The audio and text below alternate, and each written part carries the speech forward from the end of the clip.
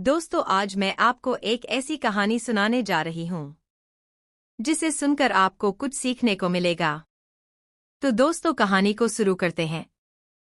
शादी के 5 महीने बाद ही मेरे पति अनिरुद्ध का अचानक एक दुर्घटना में निधन हो गया। मेरे पिता शिव कुमार जी ने बड़ी मुश्किलों से मेरी शादी करवाई थी और इतने कम समय में ही मैं फिर से अपने मायके लौट आई। मेरे मायके में मेरी माँ नहीं थी और मेरी सौतेली माँ उमा देवी मुझ पर हमेशा अत्याचार करती थीं। एक दिन मेरे ससुर रघुनाथ जी हमारे घर आए। उन्होंने मेरे पिता से कहा, शिव कुमार जी, मैं आरती, मेरा नया नाम, को फिर से अपने घर ले जाना चाहता हूँ। मेरे पिता ने असमंजस में पूछा, लेकिन अब अनिरुद्ध तो नहीं रहा, ऐसे में आप इसे क्यों ले जाना चाहते हैं? मेरी सौतेली माँ ने तुरंत समर्थन करते हुए कहा, अगर वह ले जाना चाहते हैं तो उन्हें ले जाने दीजिए। कुछ दिनों बाद मैं अपने ससुराल लौट गई। वहां रघुनाथ जी ने कहा, आरती, इस घर में अब मैं अकेला हूं। तुम्हारी सास भी नहीं है। तुम मेरी बेटी की तरह हो और मैं चाहता हूं कि तुम इस घर को संभालो। मैंने उनकी बात मान ली और अपनी जिम्मेदारियों को निभाने लगी। 6 महीने बीत गए। एक रात जब मैं सो रही थी, रघुनाथ जी ने दरवाजे पर दस्तक दी। उन्होंने कहा, आरती, मैं बाथरूम में गिर गया हूं। कमर में बहुत दर्द हो रहा है।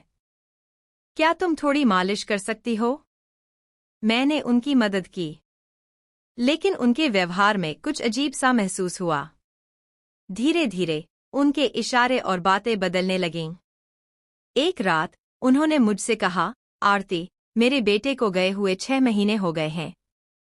अब तुम्हारे और मेरे बीच कोई रिश्ता नहीं है। मैं अकेला हूं और तुम भी अकेली हो। हम एक दूसरे का सहारा बन सकते हैं। उनकी बात सुनकर मैं हक्का बक्का रह गई। मैंने कहा, आप मेरे ससुर हैं और ऐसा रिश्ता असंभव है। कई रातों तक उनके अजीब प्रस्ताव ने मुझे परेशान किया। उमा देवी के अत्याचार और यहाँ की स्थिति के बीच मैं असमंजस में थी। लेकिन अंततः मैंने निर्णय लिया कि मुझे अपने जीवन को एक नई दिशा देनी होगी। धीरे धीरे मैंने रघुनाथ जी की बातों को समझने और स्वीकार करने का प्रयास किया। हमने शादी करने का फैसला किया।